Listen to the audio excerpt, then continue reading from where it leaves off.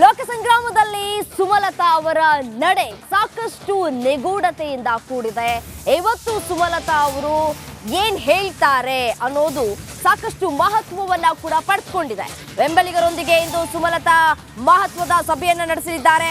ತಮ್ಮ ಮುಂದಿನ ರಾಜಕೀಯ ನಡೆ ಬಗ್ಗೆ ಅಧಿಕೃತವಾಗಿ ಘೋಷಣೆಯನ್ನ ಮಾಡಲಿದ್ದಾರೆ. ಮೈತ್ರಿಗೆ ಬೆಂಬಲವನ್ನ ಕೊಡ್ತಾರಾ ಅಥವಾ ಪಕ್ಷೇತರವಾಗಿ ಸ್ಪರ್ಧೆ ಮಾಡ್ತಾರಾ ಅನ್ನೋದರ ಕುರಿತು ಇದೀಗ ಪ್ರಶ್ನೆ ಉದ್ಭವ ಆಗ್ತಾ ಇರುವಂತದ್ದು. ರಿಪಬ್ಲಿಕ್ ಕನ್ನಡದಲ್ಲಿ ಸುಮಲತಾ ಎಕ್ಸ್ಕ್ಲೂಸಿವ್ ಆಗಿ ಮಾತನ್ನ ಆಡಿದ್ದಾರೆ.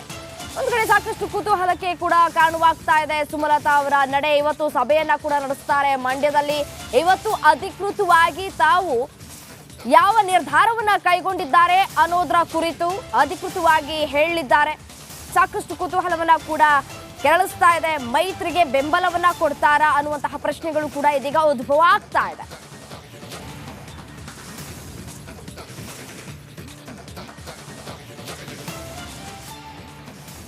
ಸಂಸದೆ ಸುಮಲತಾ ಅವರ ನಡೆ ಏನು ಅನ್ನೋದು ಇನ್ನೂ ಕೂಡ ನಿಗೂಢವಾಗಿ ಉಳ್ಕೊಂಡಿದೆ. ಇವತ್ತು ಬೆಳಗ್ಗೆ 10:30ಕ್ಕೆ ದೇವಿಯ ದರ್ಶನವನ್ನ ಪಡ್ಕೊಂಡು ಆಮೇಲೆ ಸಭೆ ಮಾಡಿ ಸಭೆ ನಂತರ ಸಾಕ್ಷ್ಯ ಚಿತ್ರವನ್ನ ಅಂದ್ರೆ ಸಂಸದರಾಗಿದ್ದಂತಹ ಸಂದರ್ಭದಲ್ಲಿ ಏನೇನ್ ಸಾಧನೆ ಮಾಡಿದ್ದೀನಿ ಅನ್ನೋ ಕುರಿತು ಸಾಕ್ಷ್ಯ ಚಿತ್ರವನ್ನ ಬಿಡುಗಡೆ ಮಾಡೋದಕ್ಕೆ, ಅದು ಕೂಡ ನಟ ದರ್ಶನ್ ಅವರ ಮೂಲಕ ಸಾಕ್ಷ್ಯ ಚಿತ್ರವನ್ನ ರಿಲೀಸ್ ಮಾಡಿಸೋದಕ್ಕೆ ಸಿದ್ಧತೆಗಳು ನಡೀತಾ ಇದೆ. ಇವತ್ತು ಬೆಳಗ್ಗೆ 10:30ಕ್ಕೆ ಮಂಡ್ಯದಲ್ಲಿ ಸಭೆಗೂ ಮುನ್ನ ಕಾಳಿಕಾಂಬಾ ಶಕ್ತಿ ದೇವತೆಗೆ ವಿಶೇಷ ಪೂಜೆಯನ್ನ ಸಲ್ಲಿಸಲಿಕ್ಕಿದ್ದಾರೆ.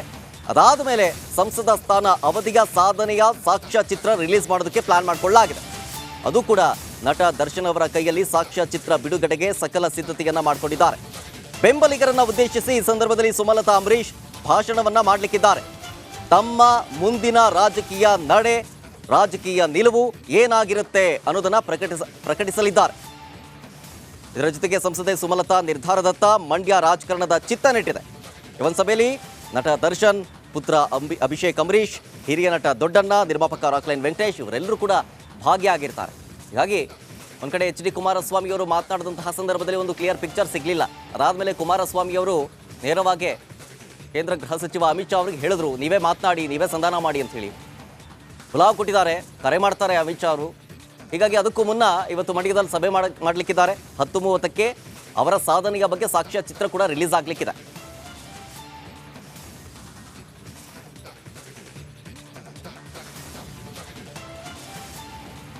ಇದೇ ವಿಚಾರಕ್ಕೆ ಸಂಬಂಧಪಟ್ಟಂತೆ ಮತ್ತಷ್ಟು ಡೀಟೇಲ್ಸ್ ಕೊಡ್ತಾ ಹೋಗ್ತಾರೆ ನನ್ನ ಕಲೀಗ್ ಮಂಡ್ಯದಿಂದ ಆನಂದ್ ನೇರ ಸಂಪರ್ಕದಲ್ಲಿ ಜಾಯಿನ್ ಆಗಿದ್ದಾರೆ. ಅದೇ ರೀತಿಯಾಗಿ ಸುಮಲತಾ ಅವರ ಮನೆಯಿಂದ ದೀಪ್ತಿ ತೋಳ್ಪಾಡಿ ಅವರು ಕೂಡ ಜಾಯಿನ್ ಆಗಿದ್ದಾರೆ. ಮೊದಲಿಗೆ ನಾನು ಆನಂದ್ ಹತ್ರ ಹೋಗೋದಾದ್ರೆ, ಆನಂದ್, ಸುಮಲತಾ ಅವರ ನಡೆ ಸಾಕಷ್ಟು ಕುತೂಹಲಕ್ಕೆ ಕೂಡ ಕಾರಣವಾಗ್ತಾ ಇದೆ. ಇಡೀ ರಾಜಕಾರಣದ ಚಿತ್ತ ಇದೀಗ ಮಂಡ್ಯದತ್ತ ನೆಟ್ಟಿದೆ ಅಂತ ಹೇಳಿದ್ರೂ ಕೂಡ ತಪ್ಪಾಗ್ಲಿಕ್ಕಿಲ್ಲ. ಯಾವ ರೀತಿಯಾದಂತಹ ನಿರ್ಧಾರವನ್ನ ಅವರು ಪ್ರಕಟ ಮಾಡಬಹುದು, ಯಾವ ನಿರೀಕ್ಷೆಯನ್ನ ಇಟ್ಕೊಳ್ಬಹುದು ಮಂಡ್ಯ ಜನತೆ ಅಂತ ಡೀಟೇಲ್ಸ್ ಕೊಡ್ತಾ ಹೋಗೋದಾದ್ರೆ?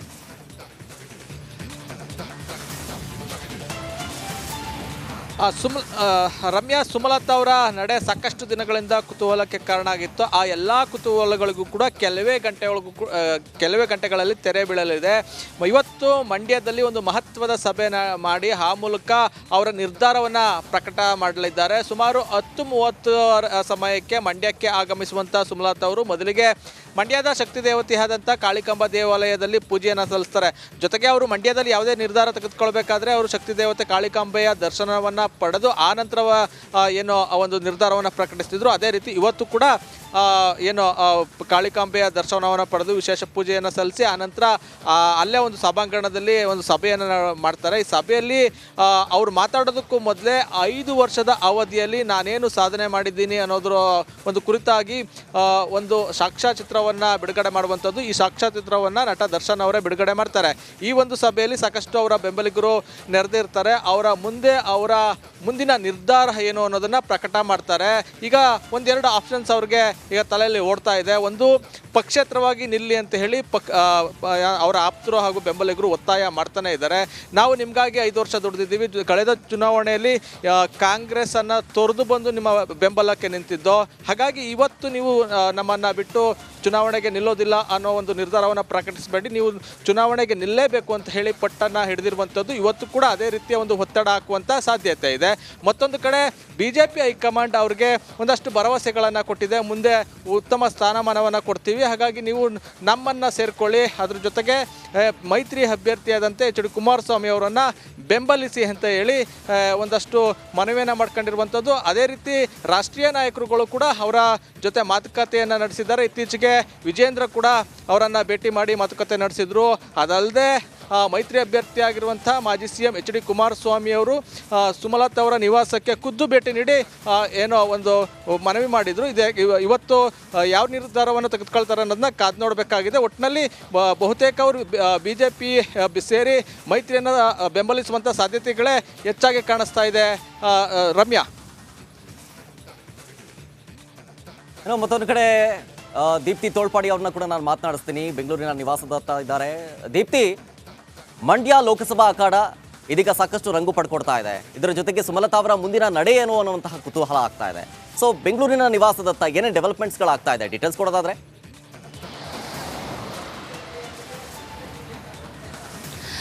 ಶರತ್, ಮಂಡ್ಯದ ಹಾಲಿ ಸಂಸದೆ ಸುಮಲತಾ ಅಂಬರೀಶ್ ಅವರ ರಾಜಕೀಯ ನಿರ್ಧಾರ ಏನಾಗಿರುತ್ತೆ ಅನ್ನೋದಕ್ಕೆ ಇನ್ನು ಕೆಲವೇ ಗಂಟೆಗಳು ಬಾಕಿ ಉಳಿದಿರುವಂಥದ್ದು.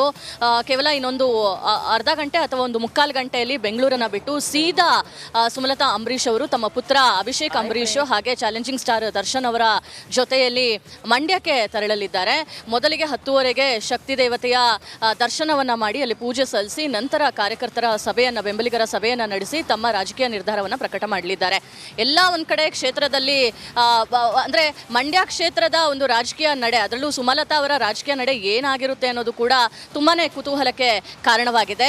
ಅವರು BJPಗೆ ಸೇರ್ಪಡೆಯಾಗಿ ಕುಮಾರಸ್ವಾಮಿ ಅವರಿಗೆ ಬೆಂಬಲವನ್ನು ಕೊಡ್ತಾರಾ, ಅಥವಾ ಕಳೆದ ಬಾರಿ ಸ್ವಾಭಿಮಾನದ ಹೆಸರಿನಲ್ಲಿ ಭರ್ಜರಿ ರಾಜಕೀಯ ಗೆಲುವನ್ನು ಗೆದ್ದಿದ್ರಲ್ಲ ಅದೇ ರೀತಿಯಾಗಿ ಪ್ರಕ್ಷೇತರ ಅಭ್ಯರ್ಥಿಯಾಗಿ ಅವರೇನಾದರೂ ಸ್ಪರ್ಧೆ ಮಾಡ್ತಾರಾ, ಯಾವ ರೀತಿಯಾಗಿ ನಿರ್ಧಾರವನ್ನು ಪ್ರಕಟ ಮಾಡ್ಬೋದು ಅನ್ನೋದ್ರ ಕಡೆ ಸದ್ಯ ಎಲ್ಲರೂ ಕೂಡ ಕುತೂಹಲದಿಂದ ನೋಡ್ತಾ ಇದ್ದಾರೆ. ಕೆಲವೇ ಗಂಟೆಯಲ್ಲಿ JP ನಗರದಲ್ಲಿರುವಂತಹ ಅವರ ನಿವಾಸದಿಂದ ತಮ್ಮ ಪುತ್ರನ ಜೊತೆ ಮಂಡ್ಯಕ್ಕೆ ತೆರಳಲಿದ್ದಾರೆ. ಅಂದರೆ ಪ್ರಮುಖವಾಗಿ ಸಾಕಷ್ಟು ಮೀಟಿಂಗ್ಗಳು ಆಗಿದೆ. ಒಂದು ಕಡೆ ವಿಜಯೇಂದ್ರ ಅವರು ಕೂಡ ಅವರ ಮನವೊಲಿಕೆಗೆ BJPಗೆ ಸೇರ್ಪಡೆಯಾಗಿ ಬೇರೆ ಕಡೆಯಿಂದ ನೀವು ಟಿಕೆಟನ್ನು ಕೊಡ್ತೀವಿ ಅಂತ ಭರವಸೆನ ಕೊಟ್ಟಿದ್ರು. ಆದರೆ ಅದನ್ನು ಸರಾಸಟ್ಟಾಗಿ ತಿರಸ್ಕರಿಸಿದಂತಹ ಸುಮಲತಾ ಅಂಬರೀಶ್ ಅವರು ಕೊಡೋಂಗಿದ್ರೆ ನಮಗೆ ಮಂಡ್ಯದಿಂದನೇ ಆಗಬೇಕು ಅಂತ. ಆದರೆ ಯಾವಾಗ ಕುಮಾರಸ್ವಾಮಿ ಅವರು ಮಂಡ್ಯದ ಅಭ್ಯರ್ಥಿಯಾಗಿ ಕಣಕ್ಕೆ ಇಳಿದ್ರೋ ಅಲ್ಲಿ ಲೆಕ್ಕಾಚಾರ ಉಲ್ಟಾಯಿತು. ಹೀಗಾಗಿ ಈಗ ನೆನ್ನೆ Xನಲ್ಲಿ ಅವ್ರದ್ದು ಬರ್ಕೊಂಡಿರುವಂತಹ ಪ್ರಕಾರ ನಾನು ಮಂಡ್ಯದ ಜನ ಏನು ಹೇಳ್ತಾರೆ ಆ ಒಂದು ನಿರ್ಧಾರವನ್ನು ಮಾಡ್ತೀನಿ. ಅಂಬರೀಶ್ ಅವರಾಗಲಿ ನಾನಾಗಲಿ ನಮ್ಮ ಕುಟುಂಬದವರಾಗಲಿ ರಾಜಕೀಯದ ಹಿಂದೆ ಬಿದ್ದವರಲ್ಲ, ಏನಿದ್ರೂ ಕೂಡ ಮಂಡ್ಯದ ಜನತೆಗಾಗಿ ನಾವು ರಾಜಕೀಯಕ್ಕೆ ಬಂದವರು. ಹೀಗಾಗಿ ಮಂಡ್ಯದ ಜನರ ನಿಲುವೇ ನನ್ನ ನಿಲುವಾಗಿರುತ್ತೆ. ಅದೇ ಒಂದು ವಿಚಾರವನ್ನು ಕೂಡ ನಾನು ಇವತ್ತು ಪ್ರಕಟವನ್ನು ಮಾಡ್ತೀನಿ. ಅದು ಮಂಡ್ಯದಲ್ಲೇ ಮಾಡ್ತೀನಿ, ನನ್ನ ಬೆಂಬಲಿಗರ ಮುಂದೆನೇ ಮಾಡ್ತೀನಿ ಅಂತ ಹೇಳಿ ವಿಚಾರವನ್ನು ಹೇಳಿರುವಂಥದ್ದು. ಶರತ್, ಥ್ಯಾಂಕ್ ಯು ದೀಪ್ತಿ. ಇದಿಷ್ಟು ಸುಮಲತಾ ಅವರ